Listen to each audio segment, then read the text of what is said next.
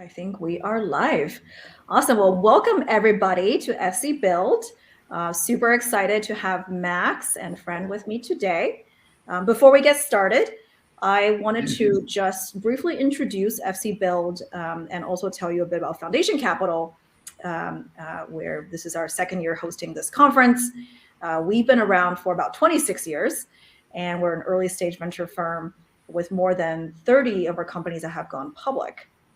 In our enterprise practice, we've been very fortunate to partner with entrepreneurs up and down the stack, from cloud, data, AI automation, DevOps, SaaS, cybersecurity, vertical specific solutions.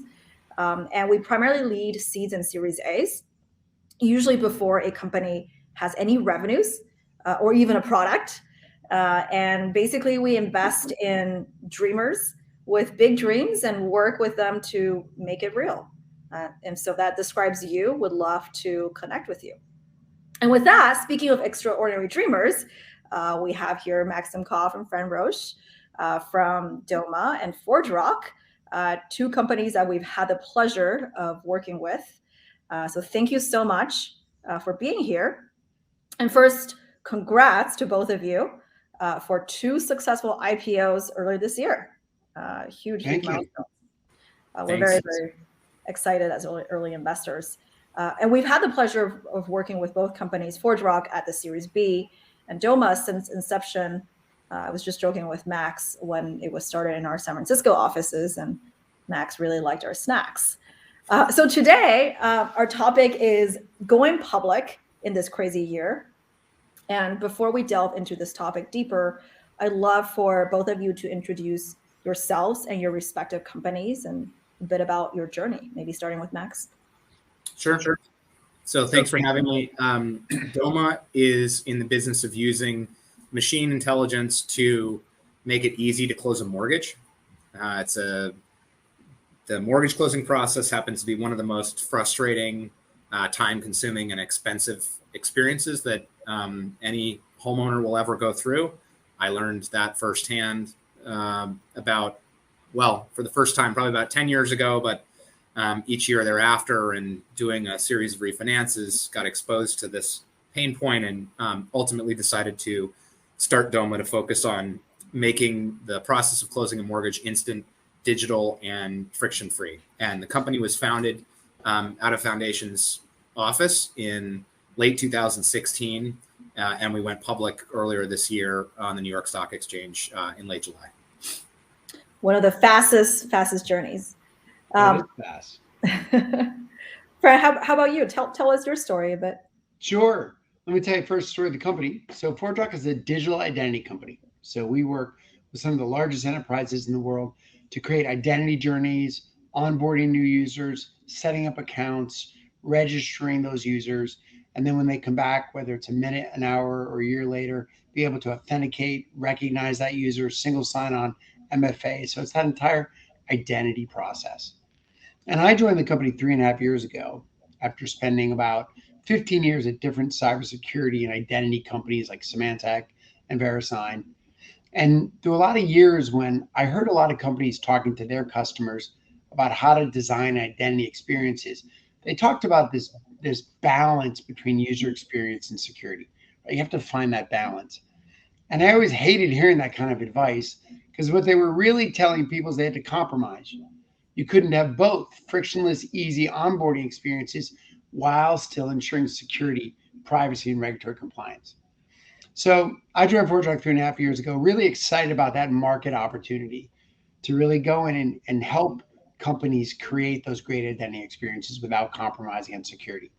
There was great foundational technology at the company already when I got here, and a great team and a fantastic set of customers, and really came here to continue to accelerate that journey and deliver on that market opportunity. And it's been 3.5 great years. And as you point out, we went public in September. That's awesome. Over these last 3.5 years, there have been some pretty significant milestones for the company.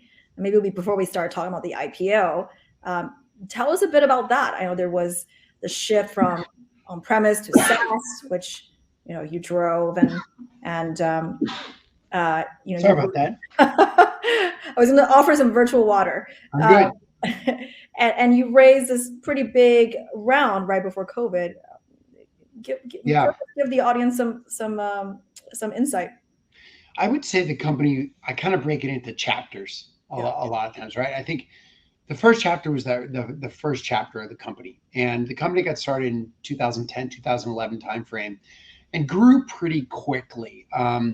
The original technology platform leveraged some of the great technology out of Sun Microsystems.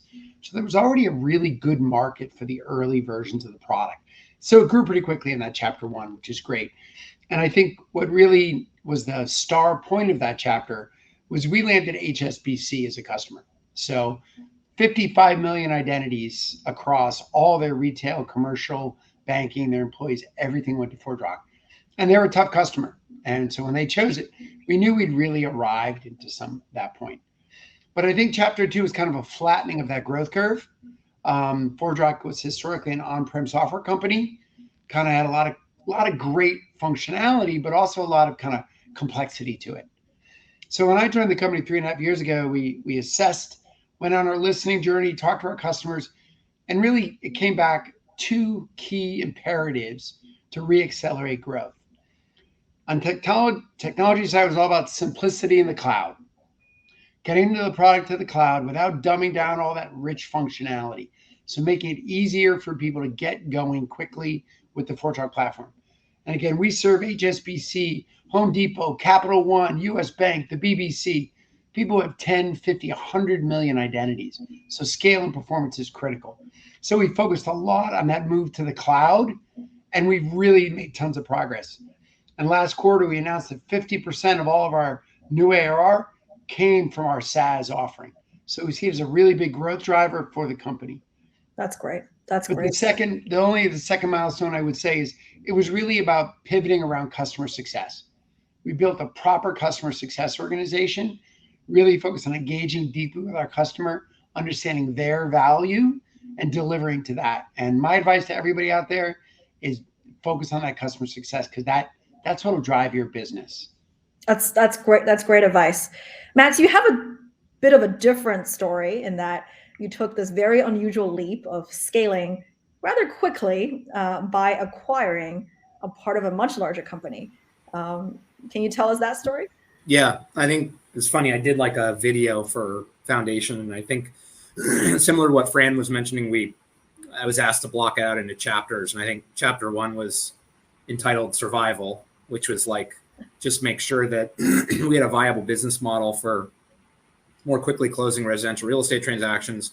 And chapter two was something that I called at the time prove that 1 + 1 = 4, which was basically what we decided to do when after we'd launched our business and proved, the classic kind of minimum viable product, which was an algorithmic way of instantly underwriting this really arcane real estate insurance product called title insurance, that we needed to get over a significant obstacle in the form of nationwide distribution and licensure, which was very, very difficult to come by in our space, mostly because these giant oligopolistic incumbents had locked everyone else out. And so really the only way to get it was to effectively buy one of those incumbents. And at the time we were a 25-person startup. And, the best available partner for us in this endeavor was an incumbent title insurance company that was owned by Lennar, which is the largest home builder in the country. And so we took this leap of faith with Lennar as our partner, where we said, we have this, what we thought was a very valuable currency to trade in, which was our private preferred stock. And for all of you founders on the phone, I would encourage you to, always make sure you convince the world how undervalued your stock is, because if you're good at it, you can, like we did, convince a large public company to take some of that currency to partner with you in this unique way, like we did. And then we basically used some of our stock to buy this company, and then in a very creative way, we got Lennar to basically write us what's called a seller note. So what money we didn't cover with our stock, they lent us that money under the promise that we would pay them back at some point in the future after we had transformed this business that we were acquiring. And just to order of magnitude, as I mentioned, we were about 25 people. The company we were acquiring was about 1,000 people. Two very different businesses. We were kind of started as a machine learning company. The business we bought had been in the business of title and escrow for upwards of 50 years, 90 some odd office locations, using traditional processes in a lot of ways. And so the goal was to combine the best of both of these businesses to get the national distribution, the licensure, the scale, and to accelerate our capacity to use machine learning across all aspects of the mortgage process. And we ended up paying Lennar back early, and they made a healthy return on the loan they extended us. You can, just as an aside, I can tell you that people who are in the business of building homes for a living are generally pretty good at structuring promissory notes for their benefit, which they did. And then, that really enabled us to have the kind of national coverage that helped us really put fuel on the fire for chapter 3, which was, scaling the business aggressively on a national level. And, you put it all together, and our company in 2018, when we did our first go-to-market revenue year, did probably a little under $200,000 of GAAP revenue. And last year, we did just under $200 million of net revenue. This year, we've forecasted and communicated to the street that we'll do over $500 million of GAAP revenue. So it's been pretty fast growth. It's pretty incredible. I mean, the deal that you structured and got done as such a young startup, but also just becoming a very different CEO, from running a 25% company to now, having over 1,000 reporting to you. What are some of the things, just, again, before we go to the IPO, some of the things that you did tactically to make that change? I mean, look, there was a lot of what I would call pick and shovel work to get these two organizations integrated. I mean, really basic stuff like, the business we bought within Lennar was on a self-insured health plan. You wouldn't think that would make a difference, but it does. The benefits coverage offered to people was that a lot of us take this for granted kind of in the Valley, but our benefits, the typical benefits offered to a startup are actually pretty good. Mm-hmm. Or at least, founders try and make sure that they're good, because that's one area where you can provide some degree of relative security and in an otherwise very insecure, kind of endeavor. And just by doing things like unifying a common HR platform, putting everyone in the same benefits package, establishing a set of cultural principles that were, merging some of the unique positive qualities of each company, and then referring back to those over and over and over again. Doing monthly all hands calls, during COVID, actually doing weekly all hands calls, just starting to instill the kinds of practices that enable you to communicate really directly and frequently with a much larger group of people.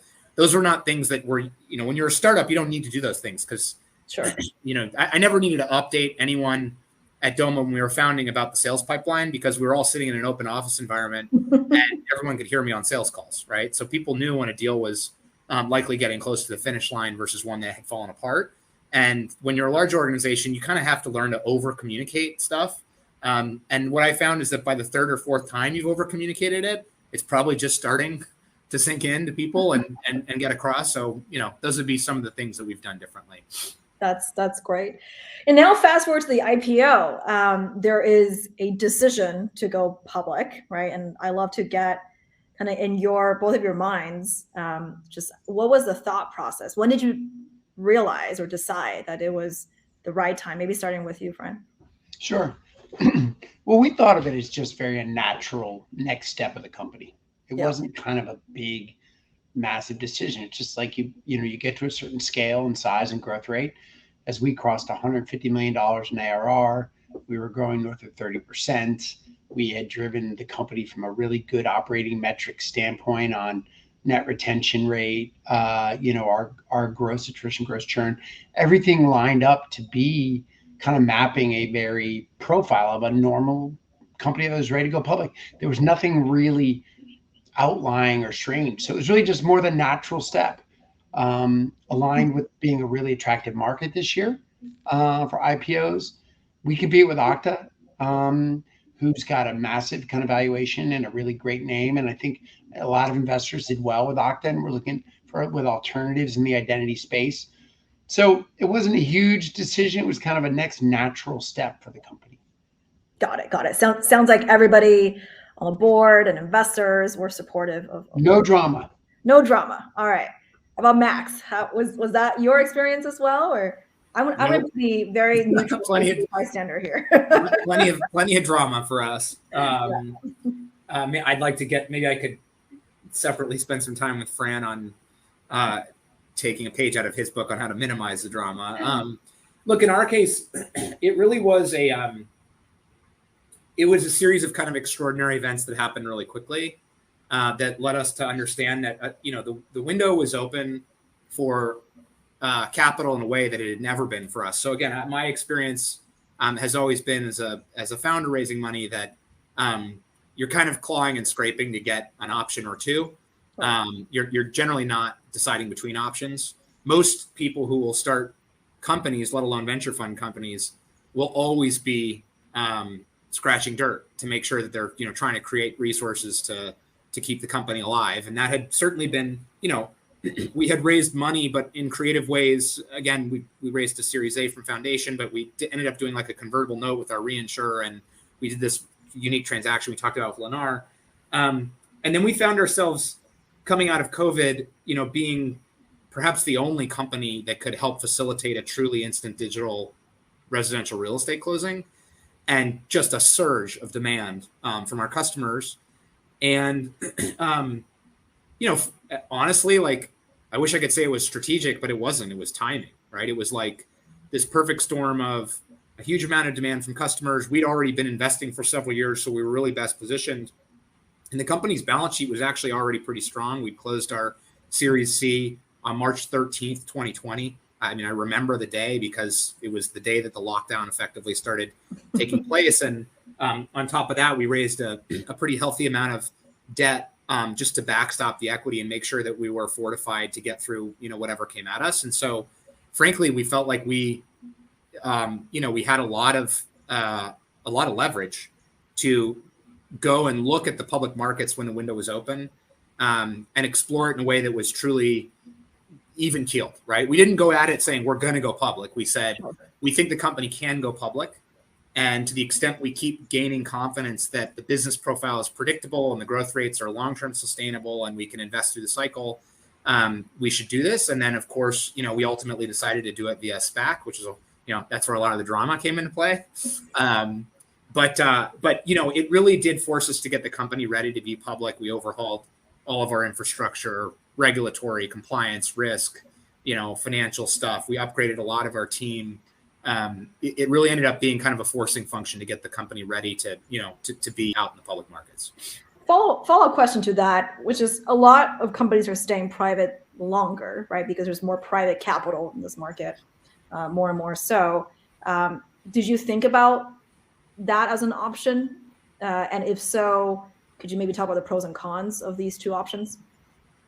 Sure, I'll go. And then Max, yeah, we thought about it. Sure. I mean, that's, like every, you think about that, then you think about going public through the different routes to go, traditional IPOs we chose or SPAC.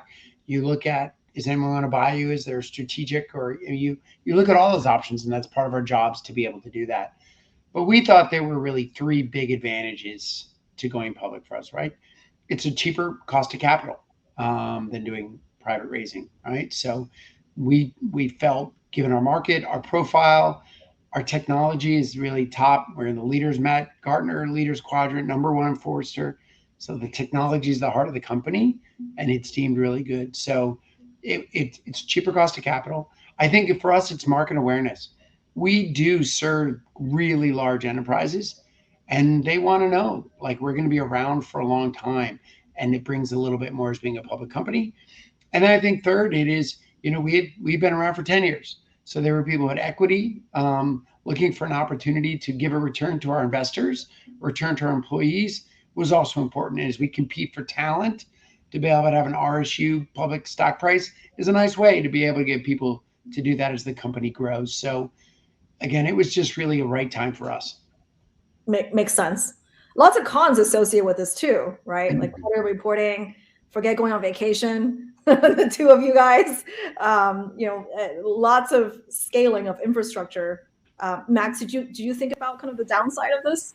I mean, it's funny. It was more like, look, we saw some of the same things that Fran mentioned. Certainly, it was fascinating how things changed so quickly. Like when we went public and, when we announced our transaction kind of February, March of this year, certainly the cost of capital for going public was much cheaper.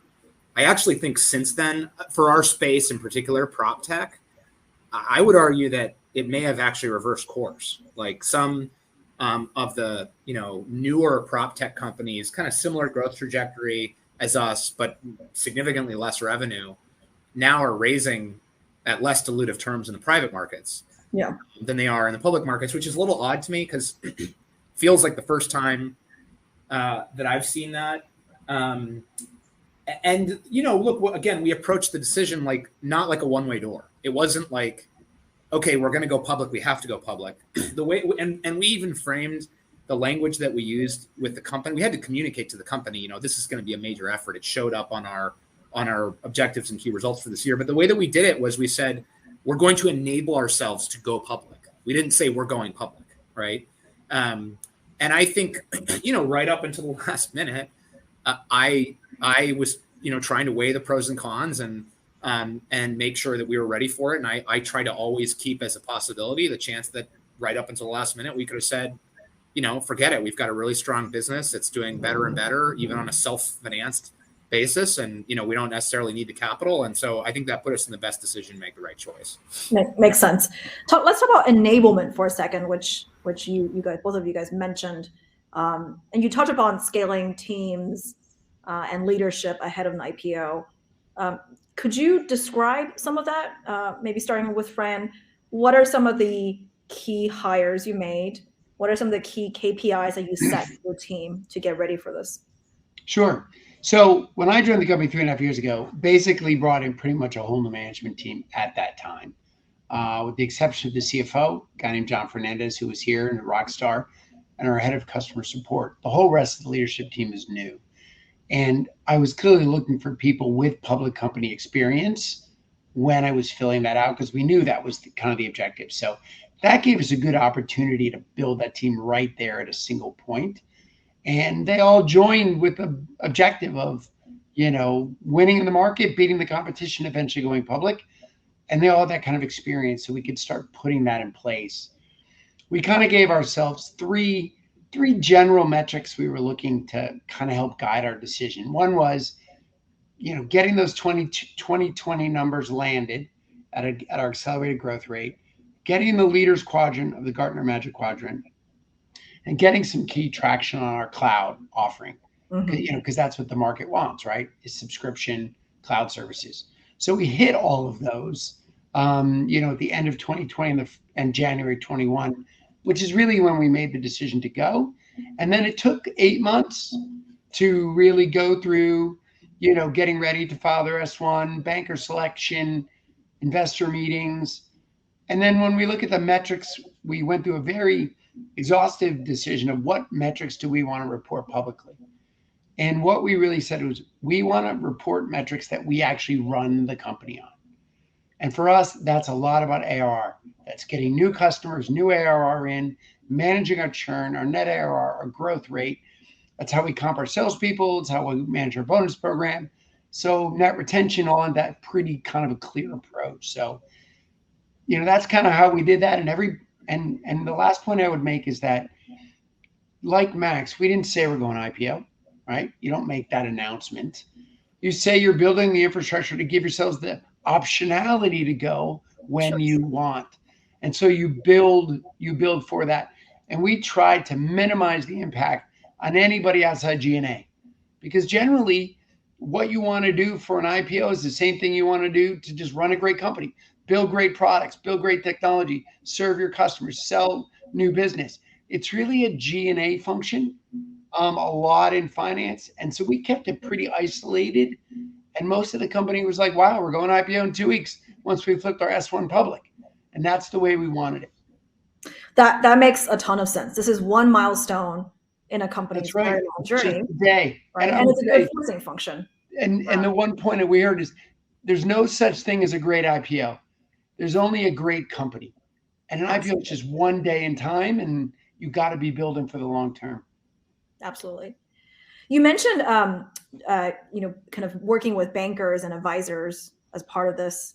How was that experience? I think most CEOs probably experienced that once or twice.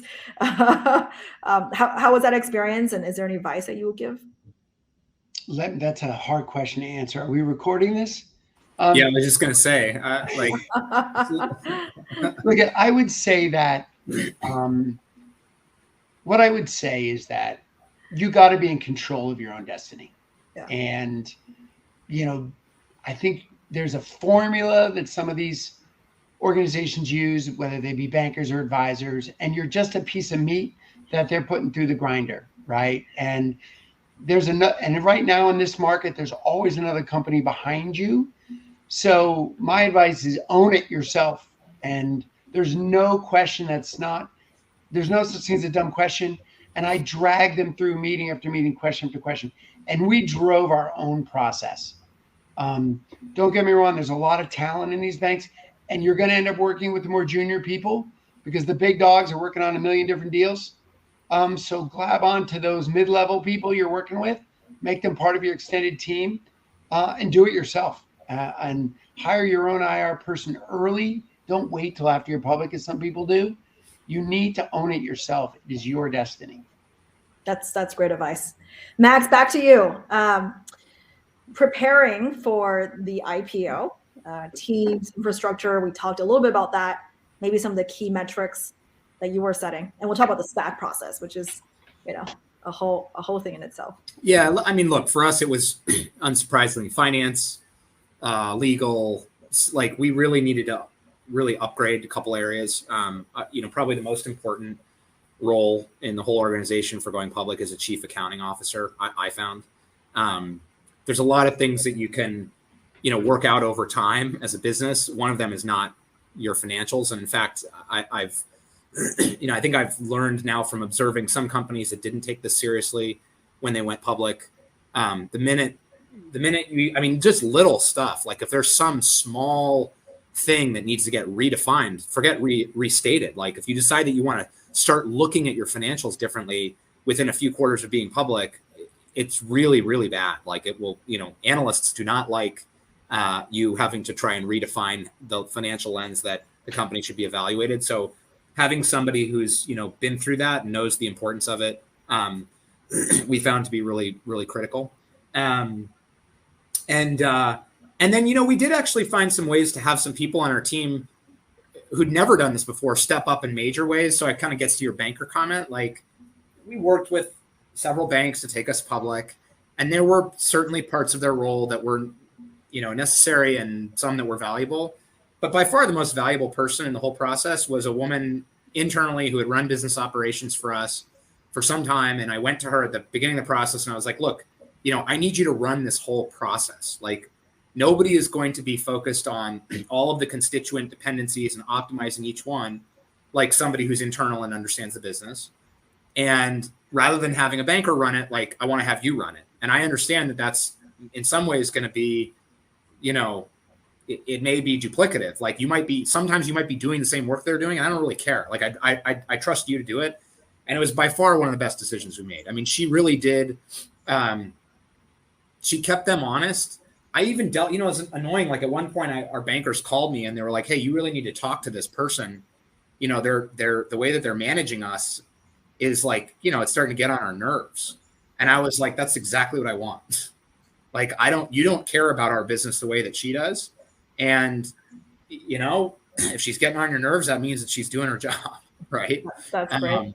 So, that I think, and look, she stepped up in such a major way and drove such a great outcome for us that at the end of it, we asked her to step up and now run a business unit for the company. So, finding some people you need that just have the right experience, like in finance. And then some people you want people that are, who are thoughtful and diligent.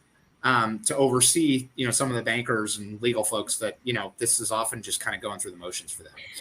For the audience's benefit, since, SPACs is still a more unique way of tapping into the public markets, could you describe that process a little bit? And then yeah, I mean, it's kind of crazy. I mean, when we went through it, it was particularly crazy because it was like a SPAC is technically a merger. And so that's, basically a group of investors takes a empty shell corporation public. So they do all the compliance and financial stuff, which is pretty easy to do because the corporation has no financial history. They basically just check a bunch of legal boxes, file the paperwork, and park a bunch of money in a trust account. And they say, okay, now we've got a public company, and now that public company is going to merge with a target, right? And as such, it's treated like a merger. So you can do things like provide financial projections, right? As part of your prospectus. And the craziest thing about it for us is at the time, the way these deals were typically getting done was you'd have the merger itself, which is called the D-SPAC. And then you'd have a parallel fundraise that happens next to it through something called a public investment in the private equity. No, yeah. Private investment. Yes, that's right. A PIPE. The PIPE is really the guaranteed funding. The cash that's in the SPAC, you may or may not get. And that's up to the people who are investors in the SPAC. And so the PIPE is basically the equivalent of getting institutional commitments for a traditional IPO. And in our case, this happened in February of this year. So we were still, in pretty serious COVID time. And what typically would have been like a 2 to 3 week, on planes roadshow ended up for us being like 6 or 7 days of Zoom meetings to raise like $350 million. I mean, it was just like so surreal. Like you were doing these meetings back to back to back to back. And at the end of the day, you'd get these commitments coming in from investors. Oh, we want 10 million, or we want 35 million, or we want 75 million. Which, by the way, if you guys ever want to see a fascinating exercise in human psychology and understand why so much of Wall Street is so insecure, you go through the process of understanding oversubscription. It's like once we got all these commitments, we were like, oh, this is fascinating. Like we've got multiple times what we need. And the bankers are like, no, you want to be 6 times oversubscribed. I'm like, this is stupid. Like I come from a world where you're just, again, you're scraping dirt to get 1x. There's no such thing as oversubscription. Like you're just trying to get your round done.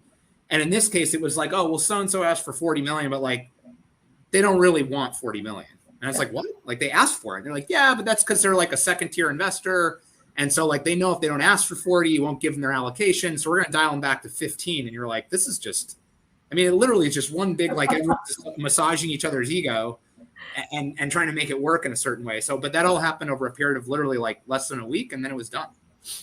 And I think that we saw those same dynamics on that oversubscription, everything, on a traditional IPO. But what I would say is, that investor enthusiasm is so critical because at the end, they are writing you a check. And, we did it in kind of 4 stages. We did it. So we went public in September. We did a non-deal roadshow in February over about 2 weeks, like Max, day, Zoom. You're saying the same thing, but you got to say it with passion. You got to say it with belief. You got to answer the same questions over and over again. Then we did a test the water 1 in June, about 30 people. Then we did about 30 more in June. Almost all were new. Then we did another test the water, and in July, another 40 or 50 people. Some overlap at this point. We're meeting multiple people. And then we did our roadshow, our final 6 days. But that is the important, because then at the end, you're like, okay, who's in, at what price, and the relationships you build. So, and also people tried to write that pitch deck for me and write that story. You got to write it yourself. It is your company. It's your story. But that's something I'm really glad we did. And some of our bankers said, you don't need to have so many investor meetings. I'm like, no, investor enthusiasm. I want to do it. I want to be out there. And in the end, that worked out because we got the Fidelity, T. Rowe Price, BlackRock, all the big dogs came in because it was that nurturing process. No, that's fantastic. Did you find any similarities and differences between this kind of, roadshow where you're pitching to the Fidelities versus the earlier stage fundraises? Like, is there a difference in messaging or perception and the stuff they ask? Zero. Well, Max is laughing, so let him take that first. I mean, like, again, what I'm used to in the earlier stage process is like, you got to build relationships with investors over, you can build relationships with investors over a longer period of time, and then something goes super quick for the whole round, right? With a single investor, which has a lot of benefits to it. But there's also, it's like a term sheet, and there's diligence, and it's like, it's highly contingent on a lot of stuff, and it's contingent for a period of like 60 days or something. With this one, the shocking thing was like, I mean, you would meet with a portfolio manager, you would deliver a 45-minute pitch. They'd ask 3 questions, and then they're like, yep, fine, I'll write a check for $30 million.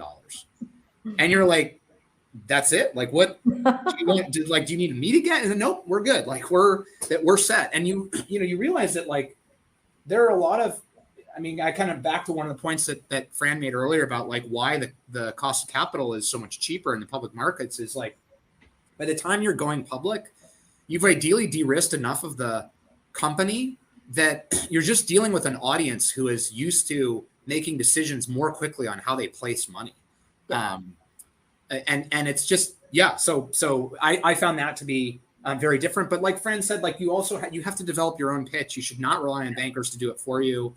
You should not rely on bankers to tell you, like, here's what investors care. Here's what the investors really care about. It's like, the investors care that you're passionate about your business and that you can articulate why, it's going to be a great business, not necessarily like how your stock price is going to go up or what the dynamics of the, fundraising environment are going to look like. Those are all things you can't really control.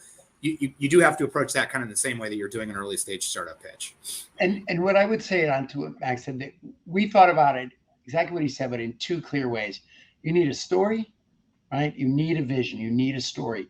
You need to get people excited about your market and why your product, your technology, your code is going to be better than anyone else. So you need that vision, that story, but you also need the financial fundamentals. Mm-hmm. You need to be able to demonstrate growth, that you're taking market share, that you've got your net retention rates, where your churn is, what your gross margin is. You've got to have both.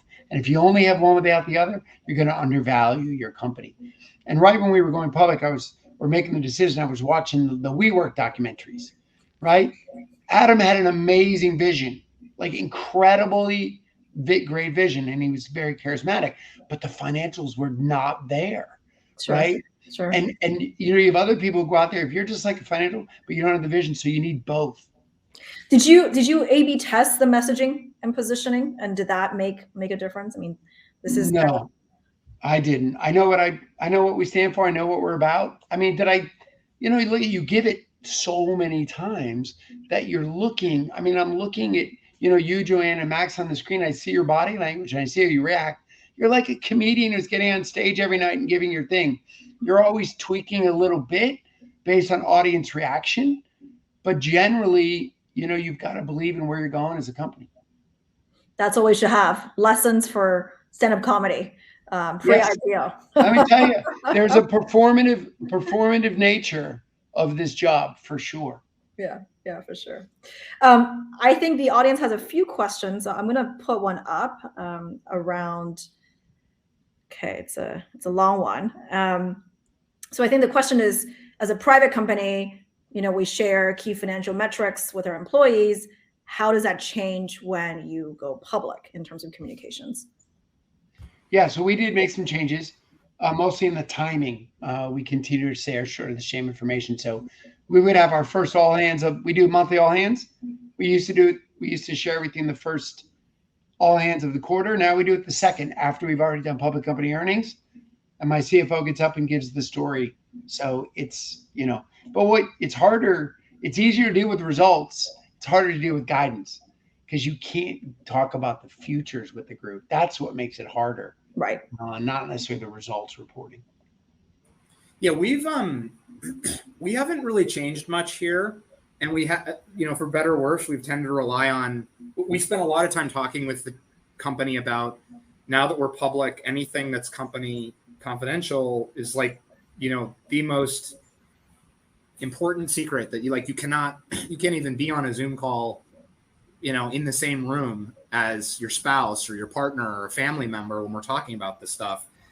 But as long as that's, been made clear, we really trust our people to keep this stuff confidential, right? And, we have objectives and key results for the company that are, understandably different than what we may communicate in terms of guidance. That's intentional, right? Like you want to set more aggressive aspirational goals for your internal teams. And I also don't think a lot of people bother to do the math to like figure out the difference between those two. Like I don't know if there's a single person in our company who is like, well, let me think about our OKRs.